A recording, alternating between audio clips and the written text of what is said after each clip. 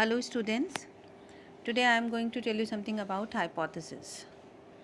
The hypothesis plays a very significant role in any research. So first of all you have to know the basic concept of a hypothesis. So hypothesis is a proposed explanation for a phenomena. कोई scientific research करने से पहले हम जो अपनी problem का proposed solution बताते हैं उसको हम हाइपोथेसिस कहते हैं. मतलब ये हमारा एंटिसिपेशन है, anticipation of the results what we are going to have through the experimental process is known as the process of hypothesis.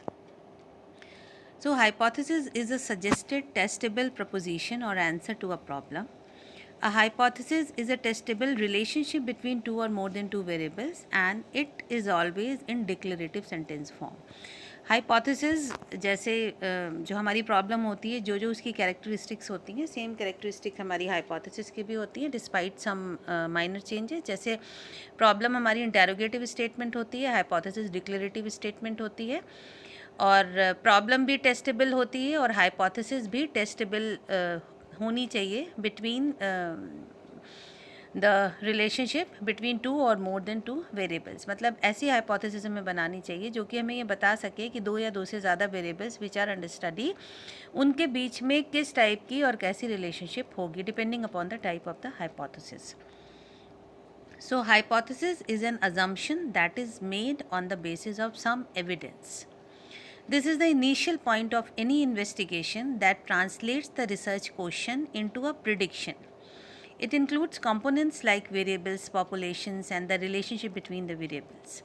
A research hypothesis is a hypothesis that is used to test the relationship between two or more variables. जैसा कि starting में बताया कि जो hypothesis होते हैं हमारे, ये एंटिसिपेशंस होते हैं. ये एंटिसिपेशन किस चीज़ के लिए होते हैं कि जो हम रिसर्च करने जा रहे हैं उसके रिजल्ट्स क्या आएंगे, इसके बारे में हम एंटिसिपेट कर रहे हैं. सो हाइपोथेसिस में also be known as the predictions of our research outcomes. और ये जो बेस्ड होते हैं, किसी हाइपोथेसिस को हम बनाते हैं तो ये हम किसी एविडेंस के बेसिस पे बनाते हैं और इन एविडेंसेस को हम सोर्सेज ऑफ हाइपोथेसिस के नाम से जानते हैं. On the basis of these explanations, 2 points can be suggested about hypothesis. Number 1, a hypothesis is a testable statement which displays the relationship between those variables which are measurable or potentially measurable. तो hypothesis जो बनती है वो उन्हीं variables के बीच में बनती है जिन्हें हम टेस्ट कर सकें, जिन्हें हम मेजर कर सकें, या जिनमें मेजर होने का पोटेंशियल होता है. उन्हीं वेरिएबल के ऊपर हम कोई अपनी हाइपोथेसिस बनाते हैं, उन्हीं वेरिएबल्स के ऊपर हम प्रिडिक्शंस करते हैं. Second point is that a hypothesis exhibits either a general or specific relationship between variables. ये दो या दो से ज़्यादा वेरिएबल के बीच में या तो कुछ जनरल प्रिडिक्शन करती है या तो कुछ स्पेसिफिक प्रिडिक्शन करती है. Now, what are the basic characteristics of a good research hypothesis? Number 1, it should be conceptually clear, it should be testable, it should be parsimonious, it should be related to existing body of theory and fact, and it should be general in scope. So conceptually clear मतलब जो variables under study हैं they should be conceptually defined and they should be conceptually clear.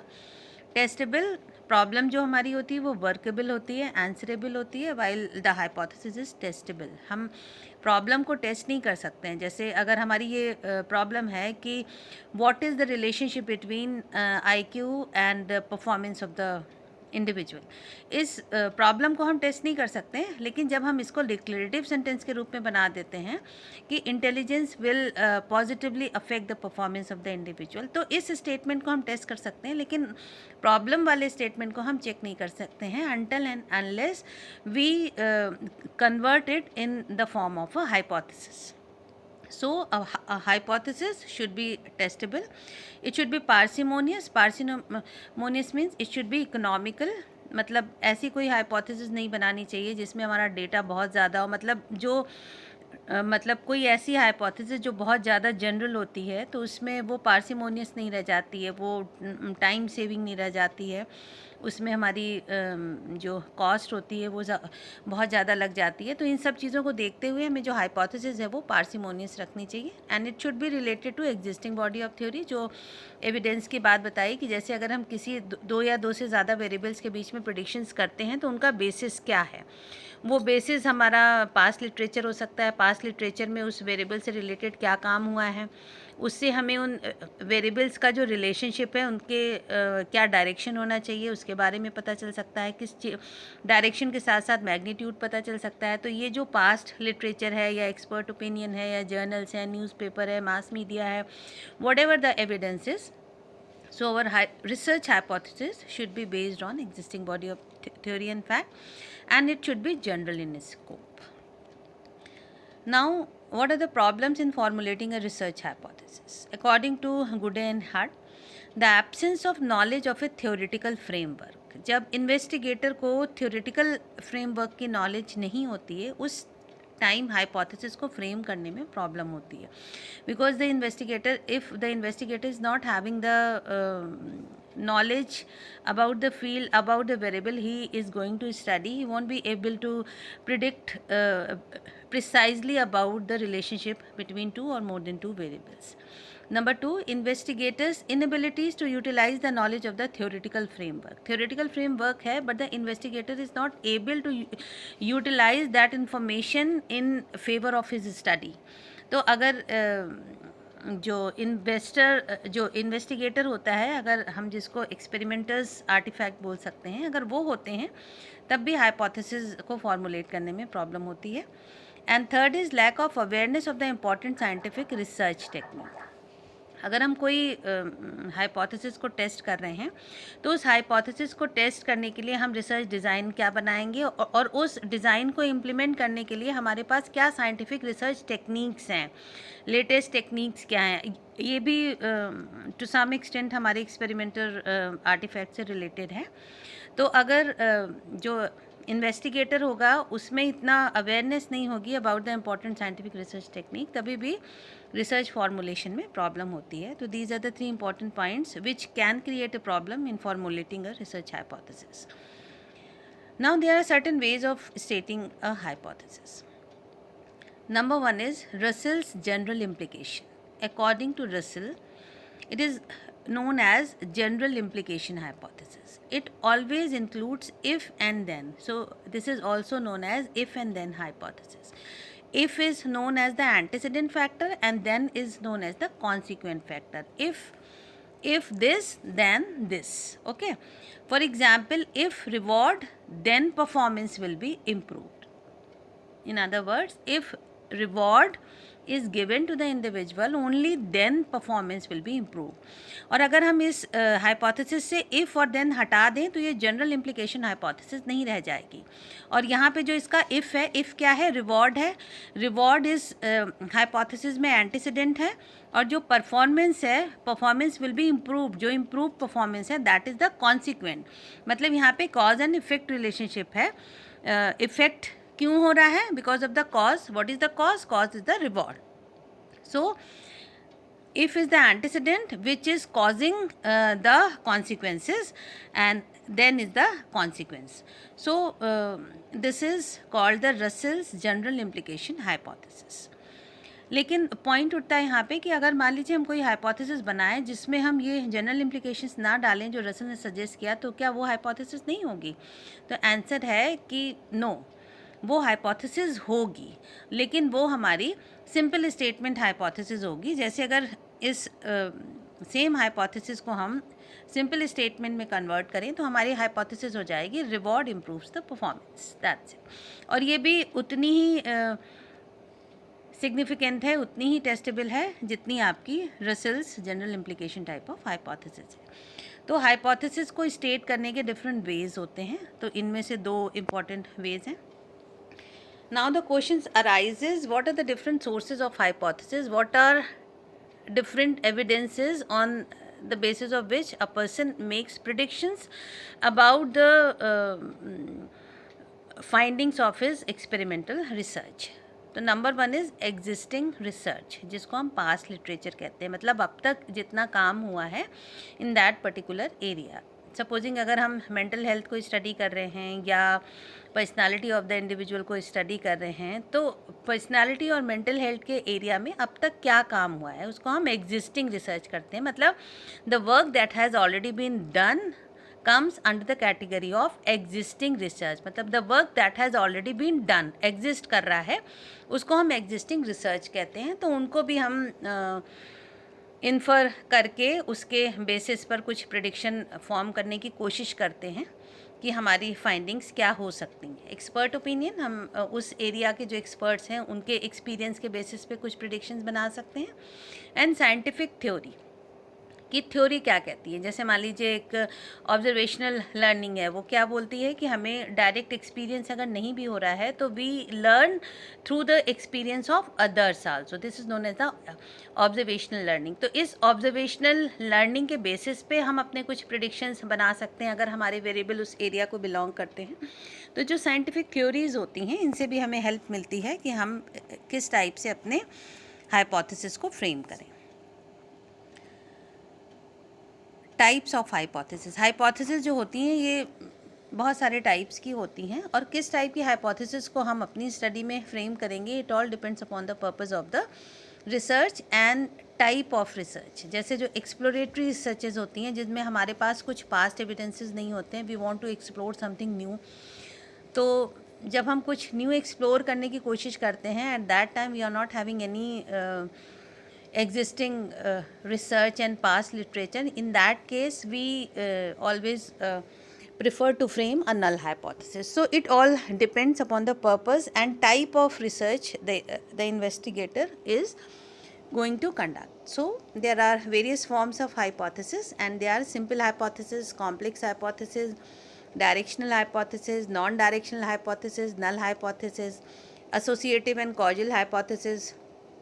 Now I will explain all of them one by one. First is simple hypothesis. It shows a relationship between one dependent variable and a single independent variable. Okay? तो यहाँ पे जो simple hypothesis होती हैं एक independent variable का effect किसी एक डिपेंडेंट वेरिएबल पर देखती है। Suppose we want to see the effect of speed upon accuracy. यहाँ एक इंडिपेंडेंट वेरिएबल है और एक डिपेंडेंट वेरिएबल है। Speed is the independent variable and accuracy is the dependent variable. So this is a simple hypothesis because it is depicting the relationship between one independent and one dependent variable. Second is the complex hypothesis. It shows the relationship between two or more dependent variables and two or more independent variables. अब एक example मैं दे रही हूँ दो independent variable का। Suppose we want to see the effect of speed and intelligence upon accuracy. तो इसमें speed और जो इंटेलिजेंस हैं वो आपके इंडिपेंडेंट वेरिएबल हो गए और डिपेंडेंट वेरिएबल क्या हुआ, एक्यूरेसी हो गया। तो यहाँ पे दो इंडिपेंडेंट वेरिएबल हैं और एक डिपेंडेंट वेरिएबल है। सपोज इसमें हम एक डिपेंडेंट वेरिएबल और इंक्रीज कर देते हैं। Supposing we want to see the effect of speed and intelligence upon accuracy and morale of the individual. तो यहाँ पे जो accuracy और morale of the individual है वो हमारे dependent variable हो गए। मतलब अब हम यहाँ पे क्या स्टडी करना चाह रहे हैं, we want to see the effect of speed and IQ level of the individual upon accuracy and moral of the subject. So this is known as the complex hypothesis, जिसमें दो या दो से ज़्यादा इंडिपेंडेंट और डिपेंडेंट वेरिएबल्स होते हैं। Third is directional hypothesis. Directional hypothesis, it shows how a researcher is intellectual and committed to a particular outcome. The relationship between the variable can also predict its nature. Directional hypothesis में क्या होता है कि जो हम hypothesis बनाते हैं उसमें उस relationship का डायरेक्शन होता है कि जैसे अगर मान लीजिए हम ये बता दें कि speed and accuracy are inversely related, तो यहाँ जो इन्वर्सली रिलेटेड है showing the direction of the relationship between two variables that is speed and accuracy. तो डायरेक्शनल हाइपोथेसिस हमेशा वेरिएबल्स का डायरेक्शन बताती हैं कि वो कि उनमें पॉजिटिव रिलेशनशिप है या नेगेटिव रिलेशनशिप है। नॉन डायरेक्शनल हाइपोथेसिस क्या होती है? It is used when there is no theory involve. It is a statement that a relationship exists between two variables without predicting the exact nature of the relationship. तो non direction में मुझे direction नहीं पता चलता है, लेकिन इतना पता है कि इन दो वेरिएबल्स के बीच में कुछ रिलेशनशिप होती है, या पॉजिटिव होती है या निगेटिव है, but still there is some type of relationship exist between these two variable, but I don't know about the directionality of that relationship. This is known as the non-directional hypothesis. Next is null hypothesis. Now there is a difference between non-directional and null hypothesis. Non-directional hypothesis क्या बोलता है कि there is some difference between two variables but don't know about the direction. But null hypothesis states that there is no relationship between two or more than two variables. It is a negative statement and there is no relationship between independent and dependent variable. अगर हम null hypothesis बनाएं speed and accuracy को लेके, तो हमारी null hypothesis ये होगी कि there will be no relationship between speed and accuracy. This is known as the null hypothesis. Non-directional hypothesis क्या होगी कि speed and accuracy are related. Okay, and directional hypothesis क्या होगी कि there is a positive relationship between speed and accuracy, या there is a negative relationship between speed and accuracy. तो these are three types of hypothesis. One is directional, non directional and null hypothesis. Directional जिसमें हम बता रहे हैं there is a positive relationship या there is a negative relationship. Non directional में हम बोल रहे हैं कि there is a relationship between speed and accuracy, और नल हाइपोथेसिस में हम बोल रहे हैं there is no relationship between speed and accuracy. तो these three hypothesis are slightly different. Alternative hypothesis. The formulation of H1, alternative hypothesis is known as H1 and null hypothesis is known as H0. So H1 is a convention in scientific research. It is operational statement of research hypothesis. It functions as an alternate to null hypothesis. That is, whatever we reject by rejecting null hypothesis, we accept in alternative hypothesis. That is, if the null hypothesis is accepted, alternative hypothesis is rejected, and vice versa. If alternative hypothesis is accepted, null hypothesis is rejected. तो नल hypothesis में जो हम accept या reject करते हैं वो alternative hypothesis में reject या एक्सेप्ट होता है. तो ये एक नल हाइपोथेसिस के ऑल्टरनेट के रूप में काम करती है. That is known as the alternative hypothesis. अगर हम ये बोल रहे हैं कि there is no relationship between speed and accuracy, और ये जो हमारी फाइंडिंग्स होती हैं ये प्रूफ करती हैं कि नल हाइपोथेसिस इज़ रिजेक्टेड, मतलब there is a relationship between speed and accuracy. तो null hypothesis is rejected, but this alternative hypothesis is accepted कि if there is no relationship between speed and accuracy, that means speed and accuracy are related. So this is known as the alternative hypothesis and it function as the alternate to null hypothesis. Associative and causal hypothesis. Associative hypothesis occurs when there is a change in one variable resulting in a change in the other variable. Okay, मतलब जब एक variable में change करने से दूसरे variable में change हो रहा है तो इसे हम एसोसिएटिव टाइप ऑफ हाइपोथेसिस बोलते हैं.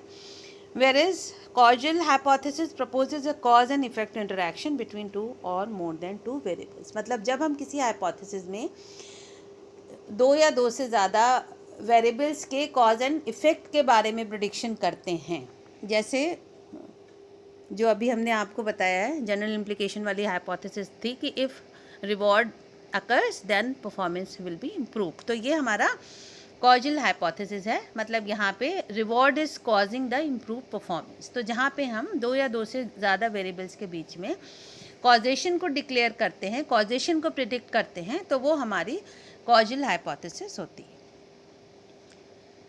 Research hypothesis, it is derived from the researcher's theory about some aspect of behavior is called a research hypothesis, or it is also known as a working hypothesis.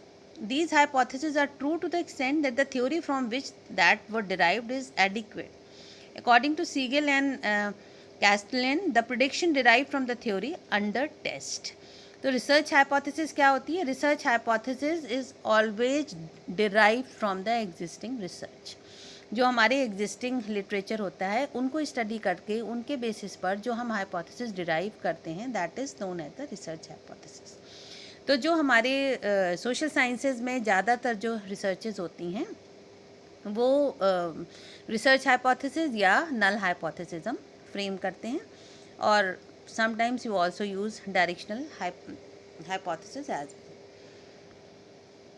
So on the basis of generality, hypothesis is divided into two parts. मतलब hypothesis को हम कितना generalise कर सकते हैं उसके basis में हम हाइपोथेसिस को दो पार्ट्स में डिवाइड कर सकते हैं.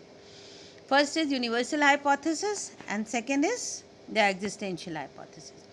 Universal hypothesis is one in which the stated relationship holds good for all the level or values of variables which are specified for all times at all places. Universal truth क्या होते हैं? जो हर condition में, हर time में, हर के लिए सच होते हैं. Same thing is true for the universal hypothesis. Universal hypothesis वो होती है जो हर टाइम में, हर प्लेस में, हर इंडिविजुअल के लिए सही होती है. This is known as the universal hypothesis.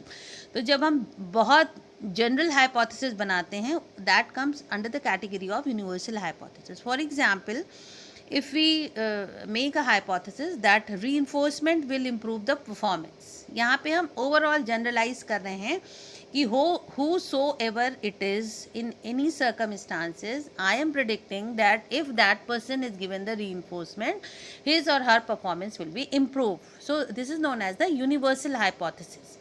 इसमें हम कोई इफ्स एंड बट्स नहीं लगा रहे हैं. हमारा कहना है कि अगर रीइंफोर्समेंट मिलेगा तो परफॉर्मेंस बेटर होगा, वो चाहे जिस एज का पर्सन हो, जिस सोशो इकोनॉमिक स्टेटस का हो, जिस जेंडर का हो, irrespective of all thing, reinforcement will improve the performance. So this is known as the universal hypothesis, which is true in all the time for all the person and in every condition. Second is existential hypothesis. It is one which states that the relationship states hold good for at least one particular case. For example, there will be at least one person whose performance will not improve with reinforcement. तो जहाँ हम ये specify कर देते हैं कि universal hypothesis में हमने क्या कहा, reinforcement will improve the performance. लेकिन एग्जिस्टेंशियल हाइपोथेसिस में हम क्या कह रहे हैं, यहाँ पे हम एक्सेप्शन की बात कर रहे हैं कि there would be at least one individual whose performance will not be improve because of the reinforcement. तो this is known as the existential hypothesis where we talk about the exceptions. तो this is known as the specific hypothesis. मतलब जब हम इतने general में नहीं जाते हैं, we talk about some specific cases, then it is known as the existential hypothesis. So I think it was all about the nature, characteristics, ways, sources and different types of hypothesis. Now when we frame certain hypothesis, we do occur some mistakes, and these mistakes are two types: type 1 error and type 2 error. So what are these type 1 and type 2 errors? A type 1 error is the rejection of a true null hypothesis, also known as the false positive finding or conclusion. For example, an innocent person is convicted, while a type 2 error is the non-rejection of a false null hypothesis, also known as a false negative finding on conclusion, a guilty person is not convicted. अब ये सुनने में थोड़ा confusion लग रहा होगा, लेकिन जब आप इस टेबल को देखेंगे तो ये आपके लिए क्लियर हो जाएगा. यहाँ पे है null hypothesis is true, null hypothesis is false. इधर क्या है, reject null hypothesis and fail to reject null hypothesis. इसको आप पढ़िए एक्सेप्ट नल हाइपोथेसिस. ये है आपका रिजेक्ट नल हाइपोथेसिस, नीचे वाला है आपका एक्सेप्ट नल हाइपोथेसिस. तो टाइप 1 एरर कब होती है? When null hypothesis is true but you reject it. मतलब क्या हुआ, जब नल हाइपोथेसिस सच है. नल हाइपोथेसिस क्या है कि there is no relationship between speed and accuracy. This is true. कहाँ से पता चलता है ट्रू है? ये हमारी एक्सपेरिमेंटल फाइंडिंग से पता चलता है कि this hypothesis, null hypothesis is true. तो हमें क्या करना चाहिए? हमें इसे एक्सेप्ट करना चाहिए, हमें मान लेना चाहिए कि there is no relationship between speed and accuracy, but we reject null hypothesis. मतलब रिजल्ट्स ये कह रहे हैं कि स्पीड एंड एक्यूरेसी में कोई रिलेशनशिप नहीं है, लेकिन रिजल्ट को ना मान के हम नल हाइपोथेसिस को रिजेक्ट कर रहे हैं और कह रहे हैं कि नहीं, स्पीड एंड एक्यूरेसी में रिलेशनशिप है। तो ये क्या हुआ, गलती हुई ना, कि रिजल्ट हमारे कुछ कह रहे हैं, मान हम किसी चीज़ को और रहे हैं। तो what is type 1 error? When null hypothesis is true but we reject it. Null hypothesis अगर ट्रू आती है तो हमको उसे एक्सेप्ट करना चाहिए ना, लेकिन हम एक्सेप्ट नहीं कर रहे हैं, हम उसे रिजेक्ट कर रहे हैं। तो ये टाइप 1 एरर है। This is also known as the false positive. Null hypothesis is false and we reject it. इसमें कोई भी गलती नहीं है। This is called the correct outcome. मतलब ये फॉल्स है और हम इसे रिजेक्ट कर रहे हैं। मतलब रिजल्ट बता रहे हैं कि स्पीड एंड एक्यूरेसी में कोई रिलेशनशिप होता है, नल हाइपोथेसिस हमारी फॉल्स है और हम उसे रिजेक्ट कर रहे हैं। तो this is the correct outcome.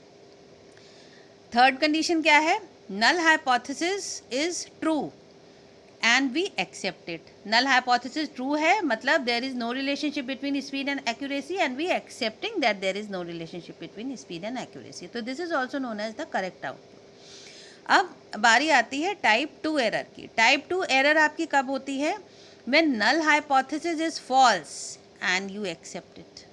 Okay, null hypothesis false है, मतलब रिजल्ट्स हमारे ये कह रहे हैं कि नल हाइपोथेसिस क्या है? There is no relationship between speed and accuracy, और ये फॉल्स है। मतलब हमारे रिजल्ट्स ये बता रहे हैं कि speed and accuracy are related, but we are accepting the null hypothesis. मतलब हम मान रहे हैं कि there is no relationship between speed and accuracy while our experimental study is predicting that there is some type of relationship exists between speed and accuracy. So this is also a type of error committed by investigator known as type 2 error, or known as the false negative. So these are the two simple error. तो ये table आप लोग memorise करने की कोशिश करिएगा, because sometimes it becomes a bit confusion, मतलब इनके नेचर को लेके। तो ये टेबल याद कर लीजिएगा, तो that will be easier for you people to understand it. So these are the two common errors which are committed by the investigator while accepting and rejecting the null hypothesis.